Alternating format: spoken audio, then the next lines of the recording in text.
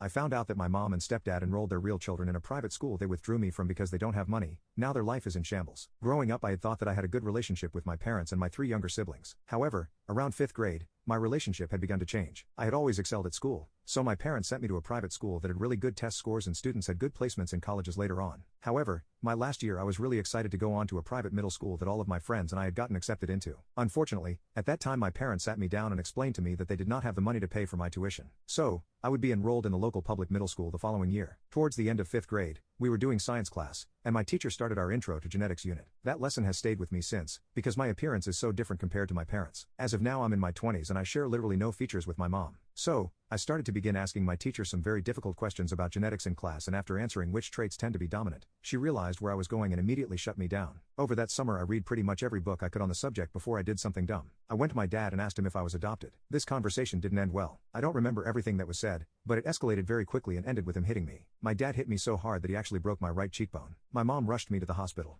and I was coached saying that I was accidentally hit by a doorknob. I eventually had to repeat the same thing to CPS. After a week back from the hospital my mom and dad revealed to me that he was actually my stepdad. When they were in college my mom was dating a guy who she said was a real a-hole. When they found out that she was pregnant he left her, but my stepdad stepped up and did everything that he could, and they put his name on my birth certificate. My mom then explained that when I confronted my stepdad it really hurt him and lashed out in anger. It was wrong and they both asked for forgiveness. I unfortunately agreed. We seemed to go back to being a somewhat normal family again, but I began to notice things that I didn't before. Whenever my younger siblings needed something, my mom and stepdad would drop everything to help them. Meanwhile, I was told to figure it out myself. For birthdays I would get next to no attention, usually just a hug from my mom. I didn't even get a cake after I turned 6. Meanwhile, my siblings would get a party and the work pulled out for them. My stepdad would come back from work and wanted nothing to do with me. Middle school was absolutely hell. I was and still am an introvert who would usually rather be by himself reading than talking to people. In my old school, I was still the odd one out, but I didn't get singled out for it and had friends. At the public school I was quickly singled out and bullied, which caused my mental health severely declined, and my parents refused to intervene because it would toughen you up. I was bullied but I fought back and then they became my friends. That's just how guys become friends. Of course, I am sure anyone here can assume correctly that the facility was about as helpful. I did try to fight back once and all it did was get 3 different kids to gang up on me and be suspended for 3 days. The only friend that I was able to make was an older kid called Devin.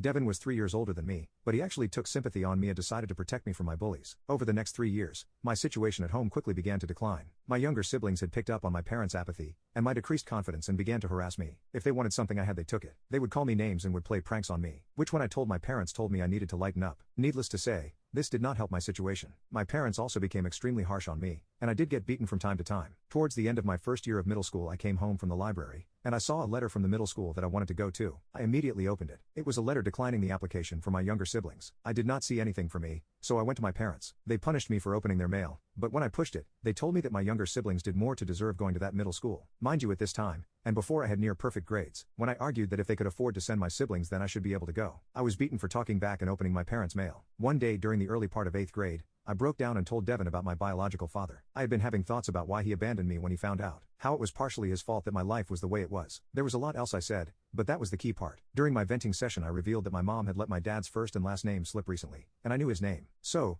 Devin offered help me research my dad. That day Devin and I went to his house and began to essentially cyberstalk him. My bio dad was a college professor at a research university about 200-ish miles from where we lived. We also found that he was married, and I learned I had another younger sister, and my stepmom was pregnant. That night Devin and I hatched a plan, which we would carry out the following day. I came to school and as soon as I stepped off the bus, I went the high school student parking lot and got into Devin's car, and we left. We arrived at the university around noon. After parking, Devin immediately went to the student center and asked which office my dad worked at and got directions. We went there and he was gone on lunch, but when he came back about an hour later, he saw us sitting outside his office, and asked who we were. I remember asking for his name, and then asking if he knew my mom. When he confirmed both, I told him who I was and that I believed I was his son. I remember that he immediately hugged me warmly and started saying "oh my God" over and over. He immediately brought us in his office to talk and canceled his classes for the day. After that Devin left, and my dad took me home and introduced me to his family. My stepmom was surprised. She knew my dad had a son, but a 13-year-old popping out of nowhere is kind of a surprise. Then they explained what happened. According to my dad he was dating my mom during their senior year of college, when she told him that she was pregnant. He and my mom were having problems in their relationship, and he suspected that she was cheating on him. He was planning on breaking up with her. When she had told him, he honestly suspected that it was an attempt to stay together. So he told her that he would be willing to do a paternity test and co-parent, but that he refused to be in a relationship. Turns out that my mom was cheating on him with my stepdad,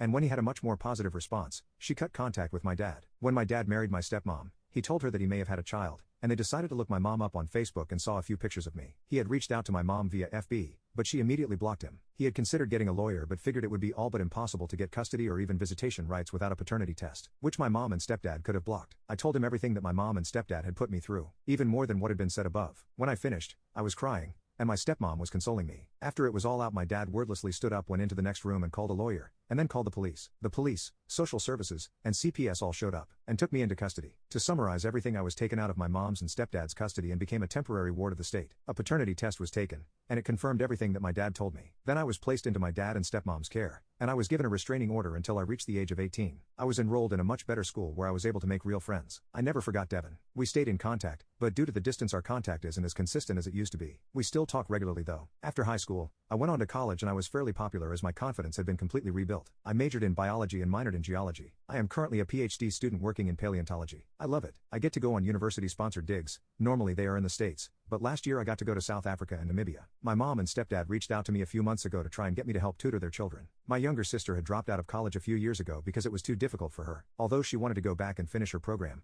And younger brother wants to get into a good college next year but doesn't have to grades and wants help studying for the ACs. During that conversation I noticed my heart was beating out of control, and that I was having difficulty breathing. I am certain that it was a panic attack, but I had never had anything like that, so I just hung up on my mom and sat on the couch. The following day I began to receive a couple of texts from my mom's kids asking for help and blocked all of their numbers. Afterward, I didn't hear from them until I received a barrage of emails from them on my university email. Essentially they were apologizing for how they treated me and that they wanted to fix things so we could be a family. Originally, I had decided that I wanted to send an email back telling them that I wanted no further contact, that even hearing from them was causing a traumatic response over a decade later, and that I feel the only reason that they are reaching out is because they want a free tutor. I never sent it. Instead, I decided simply to block them. Regardless, I have a strong relationship with my dad. We have spent a long time building that relationship and make up for lost time. I have a good relationship with my younger half siblings from my dad and stepmom. I play with them and spend a lot of time with them, but there is a fairly big age gap between us. My stepmom and I are on good terms. I'm not sure how to describe our relationship, but I would say that while she didn't completely replace the role of a mom in my life, she did become a motherly figure. I have no idea if that makes sense, but it is the best way I can phrase it.